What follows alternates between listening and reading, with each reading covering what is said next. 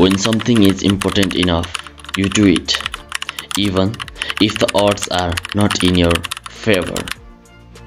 जब कुनै कुरा धेरै महत्त्वपूर्ण हुन्छ, तिमी त्यसलाई गर्दछौ, चाहे अगाडिको सम्भावना तिम्रो पक्षमा नभए तापनि।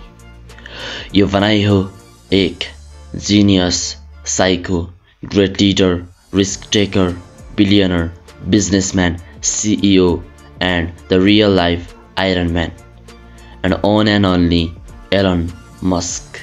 Elon Reeve Musk. आखिर को हुन् उनी?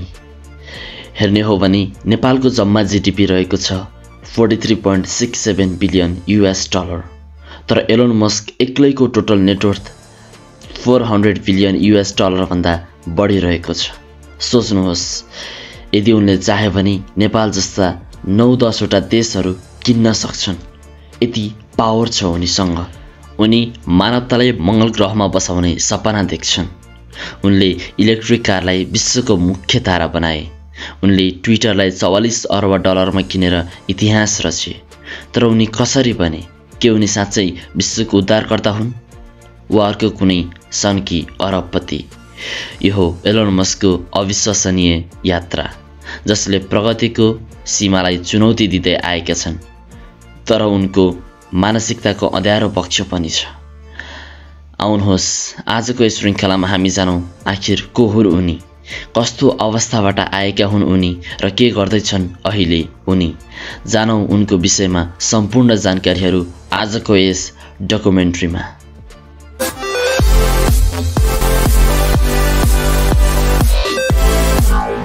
एलोन रिभ मस्कको जन्म एडी 1971 जुन 28 मा दक्षिण अफ्रिकामा भएको थियो। उनका पिता एरोल मस्क इन्जिनियर र धनी व्यवसायी र आमा मे मस्क क्यानाडाली आहार विशेषज्ञ। एलोनको बाल्यकाल सुखद थिएन। पिताको निरङ्कुश स्वभाव, स्कुलमा धम्की र एकाकीपनले उनलाई किताब र टेक्नोलोजीमा डुबाइदिए। एलोन मस्ककी आमा भन्छन् कि एलोन सधैँ अलग थिए। 10 वर्षको उमेरमै उनले कम्प्युटर प्रोग्रामिङ सिकेर ब्लास्टर नामक गेम बेचेका थिए। उनी सामान्य बालक जस्तै होइनन्। सोच्नुहोस्, कुनै 10 वर्षको बालकले यदि कम्प्युटर पायो भने उसले के गर्छ होला? उसले गेमहरू खेल्न सक्छ, गेमहरू खेलेर समय बिताउन सक्छ। तर उनी अलि विशेष नै थिए। त्यसैले उनले कम्प्युटर पाउँदाखेरि एउटा बुक थियो, कोडिङको बुक। उनले त्यो बुकलाई आधार मान्दै त्यही बुकको आधारबाट कोडिङ सिकेर उनले उक्त गेम बनाए र उक्त गेम बेचेर उनले धेरै नै आम्दानी पनि गरेका थिए। साँच्चै उनी कति प्रतिभाशाली थिए भनेर उनको बाल्यकालदेखि नै हामीले थाहा पाउन सक्छौँ। एलोनको स्कुलका साथी भन्छन्, उनलाई हामी मस्के भनेर छेड्थ्यौँ। ऊ एक्लै बस्थ्यो, ग्राहकहरूको बारेमा मात्रै कुरा गर्थ्यो। हामी सोच्थ्यौँ यो केही पागल भएको छ। हामी सबैलाई थाहा छँदैछ कि अहिले त्यो नै पागल केटो के गरिरहेको छ, कस्तो अवस्थामा पुगिरहेको छ भनेर।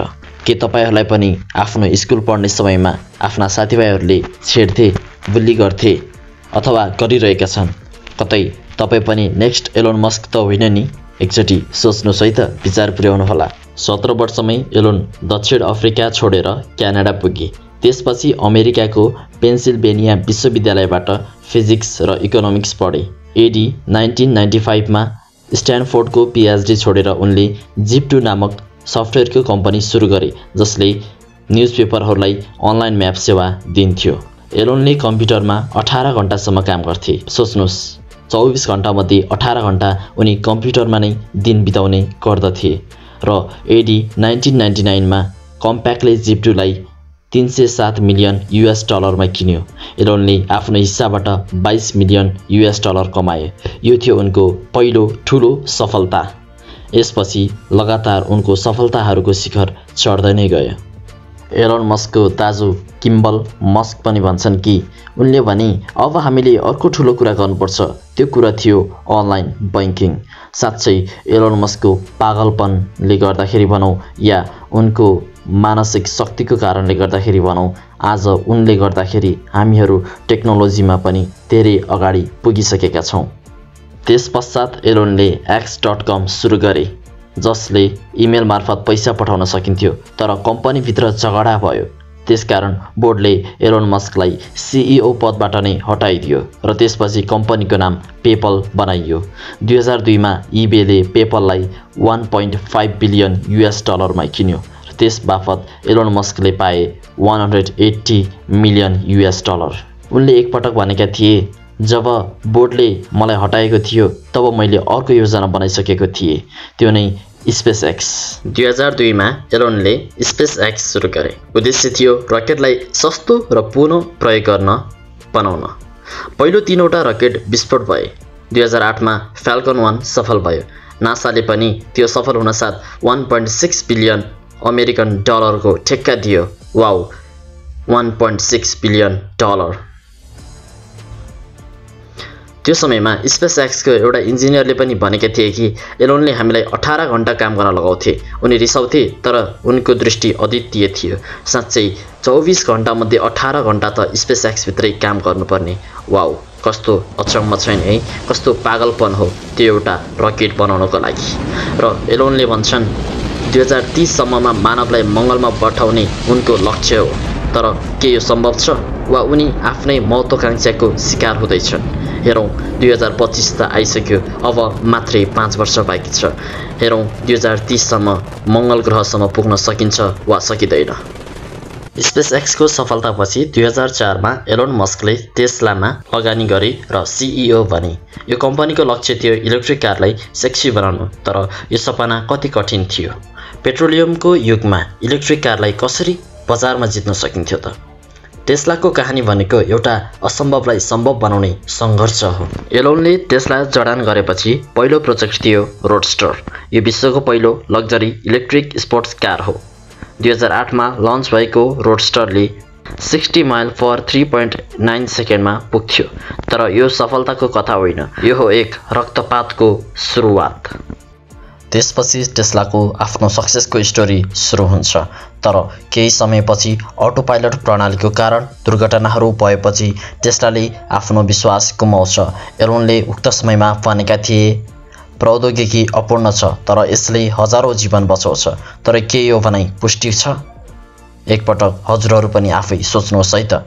2020 मा टेस्ला विश्वको सबैभन्दा मूल्यवान कार कम्पनी बन्यो र विश्वभरि जताततै बिक्री हुन थाल्यो। सम्पूर्ण देशमा इलेक्ट्रिक कारको क्रान्ति सुरुवात भयो। एलोनले भने, हामी पेट्रोलियम युगलाई अन्त्य गर्नेछौँ। टेस्लाले पुरै उद्योगलाई बाध्य गर्यो। अब सबै कम्पनी इलेक्ट्रिक कार बनाउँदैछन्। एलोनको जिद्दीपनले नै यो सम्भव भएको हो। साँच्चै उनी जे बोल्छन् त्यो गरेर देखाउँछन्। साँच्चै प्रेरणादायी कथा रहेको छ उनको।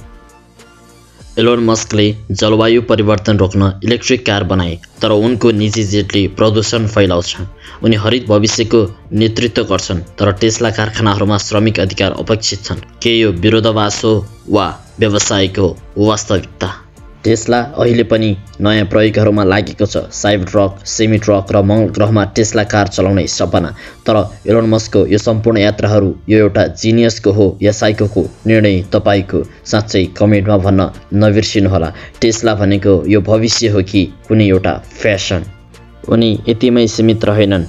उनले मानव मस्तिष्कलाई कम्प्युटरसँग जोड्ने न्युरालिङ्क, ट्राफिक हटाउने द बोरिङ कम्पनी र 2022 मा ट्विटरको अधिग्रहण। एलोनले सबै क्षेत्रमा छुन खोज्छन्, तर ट्विटरले उनलाई मिम लर्ड र विवादित नेता बनायो।